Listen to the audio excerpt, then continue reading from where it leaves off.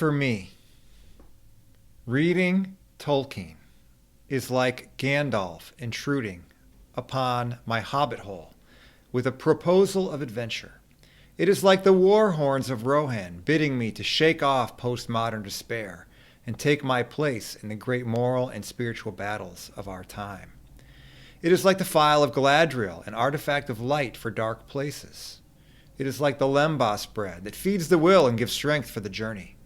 It is a restful visit to Rivendell or Lothlorien, providing healing and restoration before the next leg of the journey. Or perhaps it is like a fresh south wind, blowing suddenly and unexpectedly over a bloody field of battle at dawn on a weary morning, so that if one looks closely, he might just be able to see in the distance, coming to our aid, a fleet of ships sailing up the river, and in the front, a royal standard flapping in the breeze, signaling at long last the return of the king. The Lord of the Rings. Ever hear of it? It's a pretty good book, huh? One of my favorites. I have in my hand this amazing leather-bound copy. It's one of many copies of this book that I own. I've actually never read this particular one. I mean, look at it. It's leather-bound. It's got gold leaf. Look at this Journey in the Dark chapter. Are you into this? If so, got a channel for you. That's what I'm talking about. Tolkien, Lord of the Rings, Hobbit, Silmarillion. Awesome stuff. I love it. And a few years ago, I wrote a book called Absorbed into the Story, Catholic Themes in Tolkien.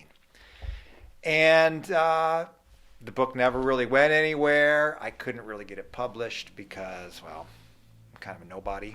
And I taught a high school class on it for a while, but I don't have many like advanced degrees. I'm just kind of like a geek that loves Tolkien. And I'm also a Catholic priest. I love God. So there you go. Tolkien was a Catholic. He loved God, and he wrote cool stories. You don't have to love God to love this channel. It would be nice. But if you love Tolkien, and maybe you were curious about what are some of the underlying Catholic or Christian themes in there, then this is a channel for you to check out. So I'm going to tell you the origin story today, and then we're going to start going through some of the contents of this book. No one really reads ebooks from people that, I don't want to be that guy, you know, that guy that's like, hey man, can you read my ebook? I think like 25 people read it, and they liked it. One guy even gave me $25. He said, hey, this is a good book, $25. I said, wow, that's amazing. So anyway, I digress. So I'm a priest, as you can see. Get up. Been a priest about 20, going on 21 years. I used to teach a class at a Catholic high school on Catholic themes in literature, specifically J.R.R. Tolkien's Lord of the Rings. Taught this class for several years, and I've led a discussion group at a university, Newman Center, on the topic. And so I'm just going to talk to you a little bit about my origin story. The year was 2000. Long time ago, right? 20 years ago. Getting old. I'm getting old. I was with some of my college friends, and we were at the Jersey Shore. This was before the Jersey Shore was a TV show, and it had been made famous or infamous by people like Snooki. Yes, I just went there. Only Snooki reference I'm ever going to make on this channel, I promise. Promise. Did I just say that? Okay, anyway. I was with some of my good college buddies and their wives, and I was a newly ordained priest as of about a year. And we were all sitting around one morning, drinking coffee, getting ready for a fun day, reminiscing about the old times, you know how it goes. And two of my friends that were there are teachers, and one of them was a high school English teacher. High school theology teacher who sometimes dabbled in some English. And he was telling his experience of summer school the previous summer. And this guy was hating life, okay? He had about 7 or 8 sophomores that had failed English. This is an all-boys Catholic high school. And the principal came to him. He was looking to make a little extra money for the summer. So, hey, you want to teach these summer school kids? Principal sat him down. He said, listen, you got these kids for 6 weeks. Give them something to read. Give them a grade. Prove that they can use commas and periods and colons, and they can put sentences together. They know how to read, and they can get some rudimentary interpretation of what they read. Give them a passing grade, and they can go on to junior year. So anyway, you can guess how much fun that was. These kids were hating life. He was hating life. They didn't want to be there. He didn't want to be there. And one day, out of sheer desperation, he told the story that he said he picked up The Lord of the Rings. And he began reading, telling them a little bit about the story. This was pre-movie now, remember? So the movies came out in 2001, I think the first one. So this would have been a couple years before that. These kids, to his utter amazement, loved it. They loved it. So he starts telling them some of the background of the story, Gandalf, Frodo Baggins, Bilbo, starts telling them the story about the Hobbit. And anyway, the kids were enthralled. So he had the kids. Some of the kids actually went out to Barnes & Noble and bought the book. Some of the kids had a book of it lying around at home, say their parents had read it or whatever. And they started reading Lord of the Rings. And they read the whole freaking book, like in the 6 weeks of summer school. And he said he had parents calling him up saying, I don't know what you're doing, but my kid suddenly loves reading. You're a genius. You're amazing. So I was like, wow, that must be quite a book. And then my other friend chimed in, and I think he taught middle school. He's like, oh, I quote from Tolkien all the time. Kids love it. So they were just like appalled that I had never read Tolkien. And I think they wanted to like unfriend me before that was even a thing. So they're like, you got to go home and you got to read Tolkien. You got to go and read The Hobbit, and then you got to go and read The Lord of the Rings in that order. And the less you know going in, the better. We've already told you too much. So I was like, wow.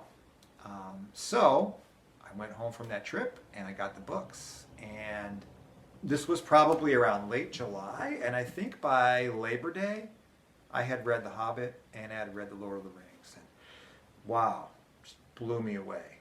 Now, I should give you a little context here.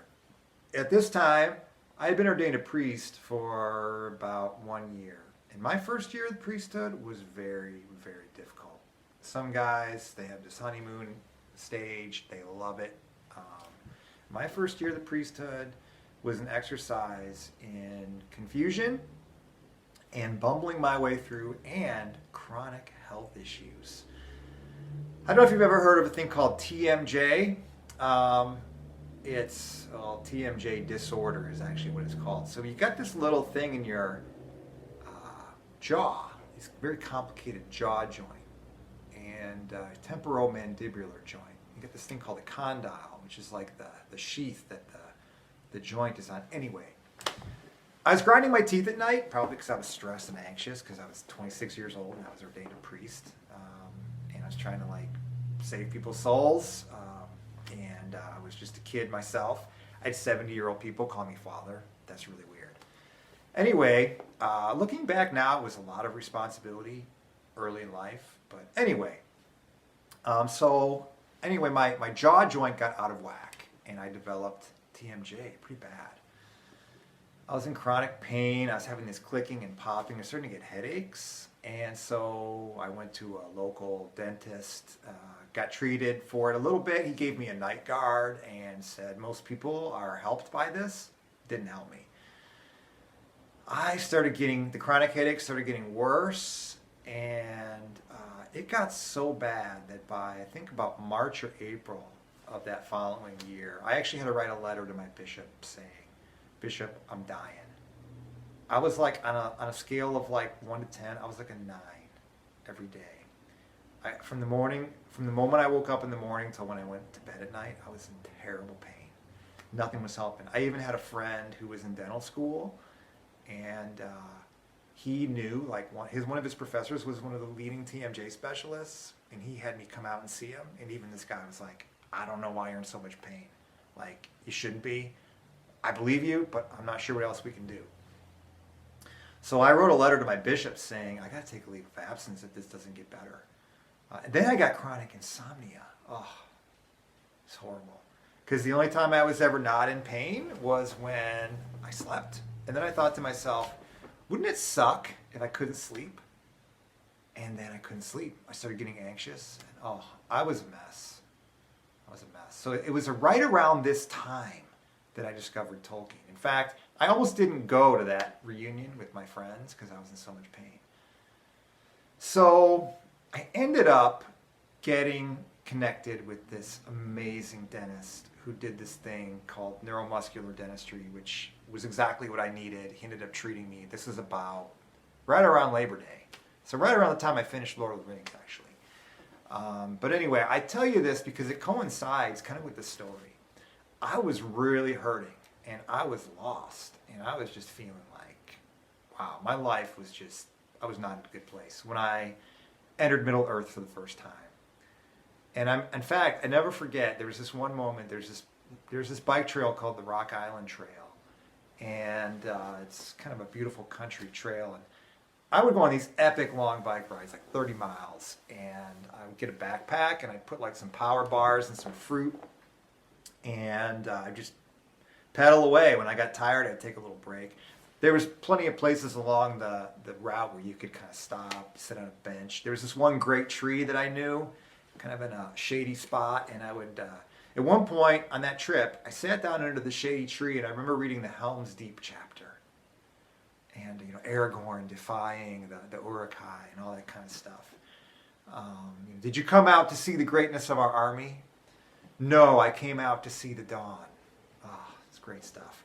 And I remember just feeling immensely comforted in a very dark time in my life. I read the Helm's Deep chapter, and I had this feeling like, you know what? I'm just going to take a nap. And I actually put the book, the paperback book, under the back of my head underneath this tree. I took a nice nap. It was the most peaceful sleep I had had in a month. I woke up about a half an hour later, and I thought, you know what? It's going to be all right. It's going to be okay. So my first experience of reading Lord of the Rings was, it was a place of solace and comfort for me. And the book gave me hope in the midst of a terribly dark time. So anyway, that's how I got into it. So fast forward a couple years, I got assigned to be a chaplain and theology teacher at a Catholic high school. And I don't know how it is. Maybe some of you, maybe there's some priests watching this who have had similar work. In our diocese, they don't really give you any training. They just like, hey, you're a young guy. You probably would be good with kids. Why don't you go and teach? So I'm teaching freshmen and seniors, and they just threw me in. And I think my first couple years as a teacher, I sucked. Anyway, I really tried hard. But it's my first year teaching. And I was at the local health club working out. And it was, I think it was winter break. And the Two Towers had just come out. And I'm at the water fountain, and a couple of boys from my senior theology class came up to me. They were out there working out, and they started chatting with me about the water fountain. And they started talking about the Two Towers. And they're like, did you see the Two Towers? And I was like, yeah, what'd you guys think? And they're like, it was pretty cool, the effects were great.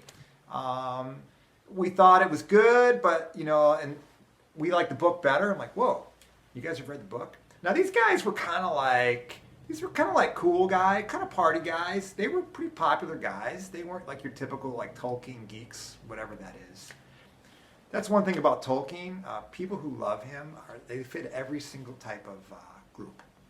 That's maybe a topic for another time. But anyway, 45 minutes later, I walked away thinking, wow, that was the most meaningful conversation I've had yet since I've been at the high school. And it was about Tolkien. Well, at the end of the conversation, one of the guys said, Father, you should teach a class on Tolkien. You should teach a class on Lord of the Rings. That would be awesome. He was Catholic, right? It's like, yeah. And the other one was like, yeah, it'd be awesome. And so I thought, you know what? That would be kind of cool. So I began looking into it, and I asked one of my colleagues, what does it take to start a class? It's my first year at the high school. I didn't even know what I was doing, teaching. But I was like, this was a really meaningful conversation. This could be a really good point of intersection.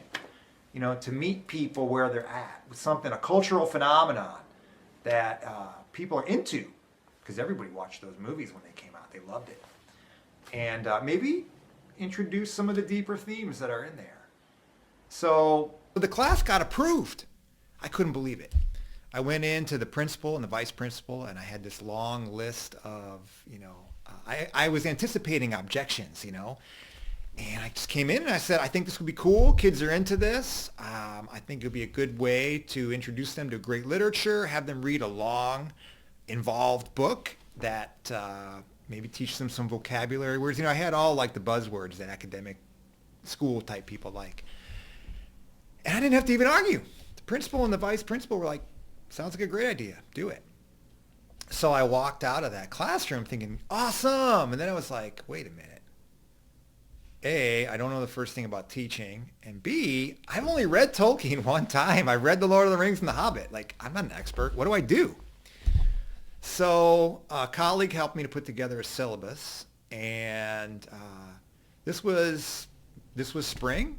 And so I was like, wow, I better get cracking. So that summer, I got a ton of books on secondary literature on Tolkien. There's a guy called Tom Shippey. You'll hear me talk about him a lot. If you're into Tolkien, you've probably read some of his stuff. Awesome. In the world of Gandalf scholarship, he's in the world, excuse me, in the world of Tolkien scholarship, he is Gandalf. I'd heard him speak a few times from a friend of mine, Mike Foster. Shout out to Mike. Awesome guy, friend of mine. Mike taught English at community college outside of Peoria, and he taught a class on Tolkien. And he's the guy that really kind of helped mentor me and gave me some really great foundational material to build off of. He's the guy that introduced me to the Tolkien manuscripts, which are actually at Marquette University, as well as the world's largest body of secondary literature on Tolkien. Topic for another video. Anyway, so that summer, I think it would have been the summer of 2003, I pounded Tolkien literature. I was just like, I probably read about 15 books about Tolkien. From I looked at bibliographies, and I read the best stuff that was out there. And it's like, whoa. And I started to really get the bug. I was drinking the Tolkien Kool-Aid all the way. I was like, this guy is amazing. The layers and layers of significance and meaning, and the way that he took in like Germanic mythology, ancient Greek mythology, the way that he wove in sort of the whole Norse traditions. And the guy invented 2 languages. And wow, it was just amazing. So learning about Tolkien, I'm like, wow, I got to have something to say so these kids don't think I'm a total idiot. And so I came up with these discussion questions. I came up with like 60 discussion questions per book. So Return of the King, Two Towers, Fellowship of the Ring, all that. And I came up with some really cool ideas, like a paper describing a certain key scene. Who's your favorite character and why? If you could visit one place in Middle-earth, where would it be and why? Which character do you most identify with? Take one of the friendships of The Lord of the Rings, Frodo and Sam, Gimli and Legolas, and describe them in detail, etc. It was great.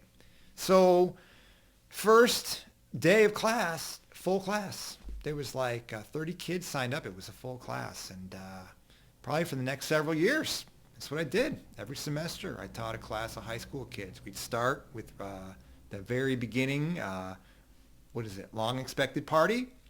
And we would go all the way through to Many Partings. And we would watch the movies in between, and we kind of like compare and contrast. So I had the incredible privilege of accompanying young high school kids, juniors and seniors, through Middle-earth on this great adventure. And it was awesome.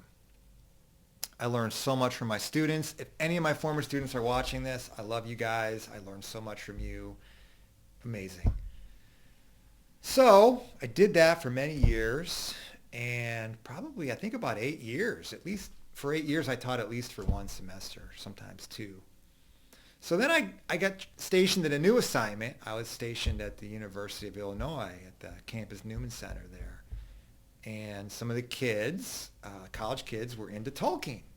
And I started chatting with them and like, oh, that's cool. You like Tolkien? And so we actually did a discussion group there, and it was great. We had like 20, 25, sometimes 30 kids come, and we covered Fellowship of the Ring one semester. We covered Two Towers the next semester. We covered Return of the King the following semester, and then we did The Hobbit. And The Hobbit actually coincided with the movie. I have mixed feelings about the movie. I thought that Unexpected Party was great. I thought that Riddles in the Dark was well done, and then I thought it turned into a CGI video game, and I could really do without everything pretty much after Riddles in the Dark. Anyway, maybe that's a controversial statement. Maybe you loved it. Topic for another video. So I taught this. I didn't really teach. I led a discussion group, and we had these great conversations. And so one of the days, a kid came up to me and was like, "Father, you really know a lot about the Lord of the Rings. Have you ever like put all this stuff down like on paper?" And I said, "No, I haven't." And a priest friend of mine was like, "Yeah." I was telling him about the conversation. He's like, "Yeah." He's like, You should write a book." And I'm not an aspiring author. I think I'm a professional communicator because as a priest, I preach all the time and I'm with people. I like to think that I have decent communication skills, but writing is hard. Writing's hard. You know, I love teaching because it's like jazz. You know, it's like real time. You're in the moment. You can kind of gauge people's reactions. You know, you can see like, are people tracking with me? If they're not, you can always throw in a joke or point out something random that gets everybody back into it. When you're writing, like what you put down is what you put down and it's there forever. So I've always been really intimidated by writing, but I thought, you know, why not? So it took me about 2 or 3 years, pretty much the entire time. My last 2 years probably at the Newman Center. And I put together this book, Absorb into the Story, Catholic Themes and Tolkien. I had 10 chapters plus an introduction. And so then I published it as an ebook. I tried to get it published. It's really hard. Because, you know, if you've never been published before, and with nobody really buying books anymore, I know people buy books, but with Kindle, like everyone reads books on Kindle. And anyway, it's just the publishing industry is changing. It's really hard to get published if you've never been published before, especially if you're doing this very narrow little niche market. You know, like Tolkien people are like, well, why do we want to hear about the Catholic point of view? Are you trying to make Tolkien into a Catholic partisan? Are you one of those fundamentalists that wants to claim that, you know, this book is a Catholic allegory or something like that? I'm like, no. But anyway, so if you're trying to target it for a secular publisher, they're going to be like, well, why do we want to publish a book about the Catholic side of Tolkien? And then Catholic people are like, well, you know, who are you? And how is this book going to sell? And do you teach at a seminary? Do you teach like English? Have you published anything before? Yeah, we're not interested. So anyway, anyone has tried to get a book published, probably with some rare exceptions, have experienced the ocean of rejection and the very lonely, sad task it is to try to get published. So that was really a blow to my ego. I'd say I probably got about 6 to 8 rejection letters outright. I had another 6 or 8 publishers just outright ignore me.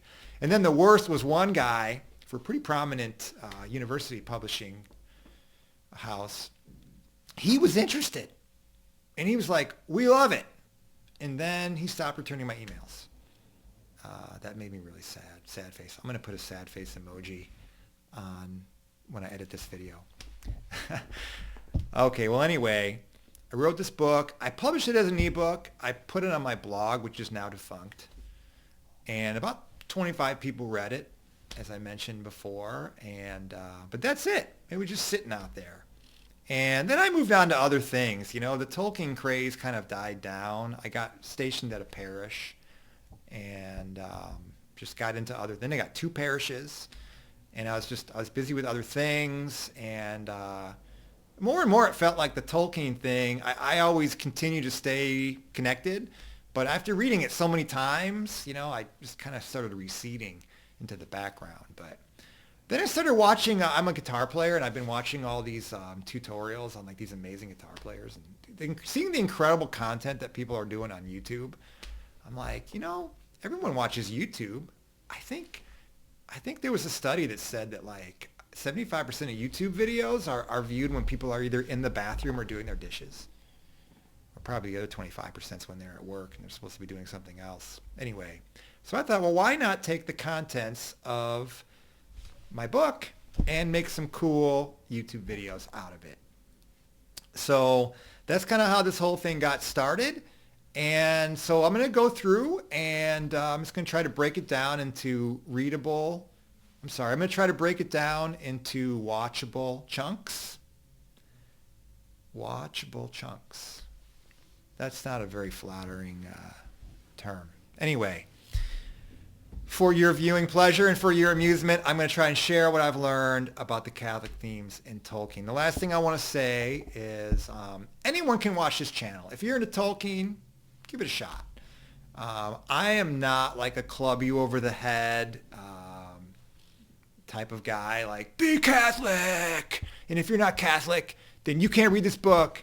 I'm not one of these people that's going to be like, yeah, every little thing in Tolkien points to something Catholic. Tolkien himself would haunt me from the grave if I did that. But yeah, you might learn something. You know, it was an element, a key element of Tolkien. You don't have to be Catholic or Christian to enjoy Tolkien. I think one of the greatest things about Tolkien is he wrote these universal stories that everyone can relate to. But if you are Catholic or Christian, then there's some deeper layers of meaning that can add to your pleasure and enjoyment of the book. And maybe it can even help us to read Tolkien's works a little bit more in the spirit in which they were written. So I hope you enjoy what I've got to offer. And I'm sorry about this terribly amateurish first video. I'm going to try to get better. And hopefully I haven't scared you away by my Snooki reference or talking about watchable chunks or anything like that. All right. Father Charles out.